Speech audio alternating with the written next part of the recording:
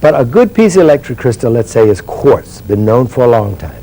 Now, piezoelectric crystal is a crystal, always a highly anisotropic crystal, but it's one which, if you squeeze, it will generate an electric current. Or if you provide an electric current across the crystal, it will change its shape.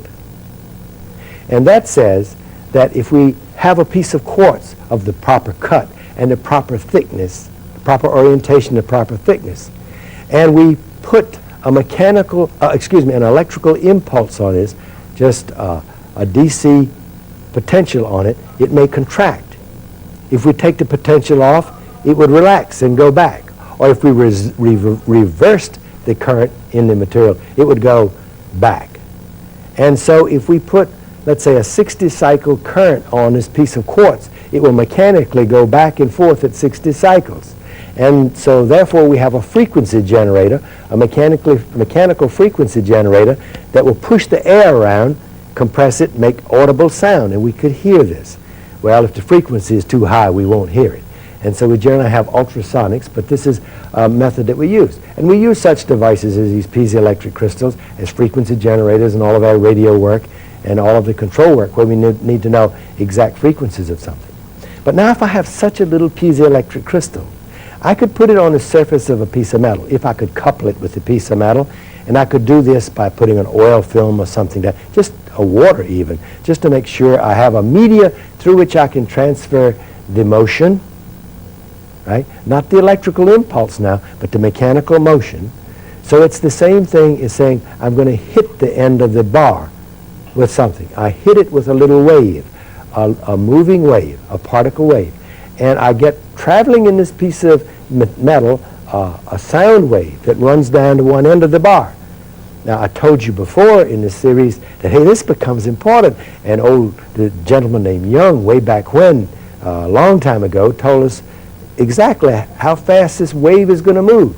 It's going to be equal to the square root of the modulus of elasticity of the material divided by the mass density of the material. So we know how fast it's going to move in the material if we know its modulus of elasticity. And the wave is going to run all the way to the end of the bar. When it gets to the end of the bar, it's going to push the bar out, but it's elastically loaded, and there's nothing else for it to push on other than the air, so it's going to relax, and it's going to come back, and you have a wave traveling back down the bar again. And then it's going to go back until it hits the transducer. And then that mechanical wave is going to squeeze the transducer and make an electrical impulse. So with one transducer, we can, for instance, find out exactly how long the bar is if we know the modulus of elasticity. Or if we don't know the modulus of elasticity, and we know exactly how long the bar is, we can determine and we know the density, we can determine the modulus of elasticity. Or, if we have a crack in the middle of the bar, we can excite the wave will run down to the crack, unload itself, and reflect back from the crack for that little teeny volume of the crack. The rest of the wave travel around it and go to the end of the bar and come back. And on the oscilloscope, we can watch the time required from the initial pulse to the pulse that came from the far end. And we can recognize that. We know how long the bar is. And let's say 1/3 of the way, we find a little pip on the oscilloscope, and we say, gee, that's coming from a fracture that's in the middle. And we know exactly where the fracture is. And would we see it now if it's oriented slightly differently? The answer is, well, we wouldn't see it as well, but we would see it. Actually, the volume of the energy, the amount of the energy that would come back to us would become decreasing and decreasing because the interface becomes smaller and smaller and smaller. So there's going to be a crack size that will be a minimum crack size below which we will not be able to get an acoustical picture. Well, we can do this now and find the cracks in the material, and that we're going to get an index. And we certainly didn't destroy the material. This is certainly a non-destructive method of testing. We can do something else. That is to say, we could take a piece of material. We could even take a structure and say, I'm interested in finding out now what's going to happen if I load this material up, because proof stressing is a good method of non-destructive evaluation. Let's suppose I am making a bar to hold a big weight, just a connection between something that's going to support the weight and the weight itself. And I want to make that bar as small as possible. And I design it and I say, it will only elastically deform if I hang the weight on it. But it'll be just below the elastic limit. Will it work? Well, a good thing to do is, before you put it in service, is to put a weight that size on it and pick it up and see if it really held it, right? And if it held it, and that's going to be the limit condition in your service, then you say, I have proof stressed it. It will go at least this high. You know that. And you feel pretty confident about putting it in the service, and you do put it in service, so it's non-destructive. If you do that, and you put a transducer on it, and you got it near its elastic limit, what would happen is you'd hear a noise. You'd have acoustic emission.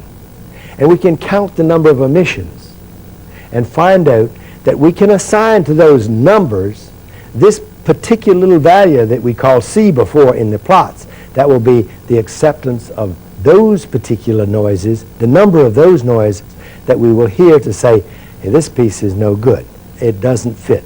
And this is proof stressing, and this is acoustic emission method, and we do that in examining a lot of things like boilers that are already in service. The boiler is in service, and you want to know, is it in good condition today as it was a year ago?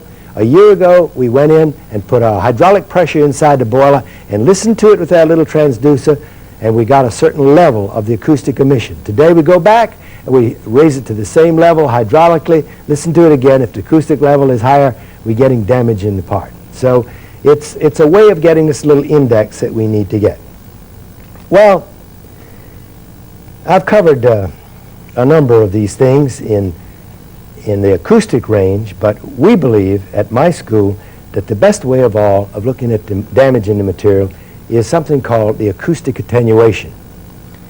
If you had a bar of material and it were being loaded back and forth, say in a fatigue test, and you put a wave in it and it went all the way to the end of the bar and came back, you'd find that the height of the wave would not be as high on the second pass as it was on the first pass. It wouldn't be as high on the third pass as it was on the second pass. And we call this attenuation. The energy is being taken out of the material by internal friction of the material itself. The energy is being taken out of the wave by the internal friction of the material itself. And so you could plot the maximum amplitude as a function of the number of reflections, and you'd find that you'd have a logarithmic decrement. And that exponent is called the attenuation. If we look at that as a function of the number of cycles that we have in a fatigue specimen, we found out at our university something that is so exciting that again, I wish I could live a long, long time to see it develop so we can look at everything this way. Here's what we found out. If you take a fatigue bar and you fatigue it till it fractures, and if the fracture life is way off here somewhere, and you say it took, let's say it took 60,000 cycles, right, 60 million cycles to fracture it, way off here somewhere. You keep looking at this with acoustic crystal to find out when the first crack would occur. You would find that the first crack would occur about 95% of the life of the piece. Hey, that's not too good of news, is it? That says if you're going to run that airplane into an inspection station every 6 months and you're going to listen to it, when they finally hear that difficulty, like listening to the doctor listens to your heart and he says, you've developed a heart problem, you've got a murmur, right? And the guy listens to the airplane part, the critical member in the airplane, he says, uh-oh, I know. He's looked at the image and he finds a little crack in there. And he says, you got a crack. You better take this thing out of service, right? If the crack is big enough, if it fits the quality control curves. He says, you better take this out of service. And that crack might not be big enough, and you may say it's still all right, right? But nevertheless, it's at about 95% of the life of the airplane. You don't want to know how long you're going to live. I don't think. I don't want to know how long I'm going to live. I mean, you don't want to know if you're going to die tomorrow or 2 years from tomorrow exactly, right? That's really bad news. But if I'm going to fly in an airplane, I'd surely like to know that it's going to get to where I want to go to, that I get onto the terra firma before anything fails, right? So I want to make sure that I know that I'm only 60% of the life of this part. And we found at Hopkins that, gee whiz, if we look at the attenuation at 60% of the life of the piece, we get a change in the attenuation by about 4 decibels, and we can pick that up when we say, with 60% of the life of the piece. Now, I think that's exciting, but we can only do that with specimens that are the shape that allow us to put the transducer on it and do this in a laboratory test. But won't it be exciting when we can do it for all complicated parts like T-rails and channel beams and whatnot that we have in critical structures like bridges and airplanes and whatnot. In electrical impedance, or eddy current testing, discontinuities in the material show up as changes in the test piece's impedance. Acoustic emission, or ultrasonic inspection, relies on listening to echoes from a piezoelectric crystal to locate defects in a test piece. Proof stressing compares acoustic emission to other qualified test results. Acoustic attenuation is emerging as a technique that may someday enable predicting how close parts in service have come to achieving their potential life.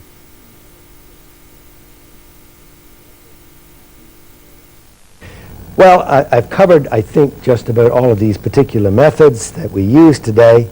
I guess the next thing I need to tell you is we got real problem in the field now. I'm sure you read the newspapers and you know that about 50% of all the bridges in this country are in bad shape. They're about to fall down, or we got problems. And not only that, we read every now and then where one does fall down. And so we know this is no joke. And we have this problem of now inspecting all of these things, transportation devices particularly, airplanes, bridges, pipelines, transmission lines, automobile parts, anything that has to do with transmission, anything that's going to give us a velocity aspect that will kill people or maim people. And we need to examine them by non-destructive evaluation and say, hey, this bridge is in worse shape than that bridge. Take this cast iron pipe out of the ground first, because this is where you're going to get the leaks, right? We've got to know what to do first, because we can't do everything at once, either from the standpoint of manpower or economically. So we need to be able to go out and do something. Now, we get part of the information that we need from doing failure analysis, and I've done a bit of this in my life, although I don't really claim to be a failure analysis expert, but forensic metallurgy has always been fascinating to me. By the way, this word forensic just comes from the word forum, and it means to argue. And so anything that has to do with law is a forensic study. So you can have forensic engineering, forensic metallurgy, patents, pursuit of patents, let's say, in metals is forensic metallurgy because it has to do with law. But you can generally wind up in court when you do this. Your lesson booklet does an excellent job of telling you how you should proceed in a failure analysis. Now, what generally happens in a failure analysis that's damaging is someone who does not know what you should do in failure analysis destroys the evidence before the person that does know can get there and rescue it and handle it properly. It's also possible that someone can go and rescue the piece and still not know what to do with it and damage it before anyone can find out what really should be done with it. Now, I would like, if I have the time, to recite a few things that go on in this area.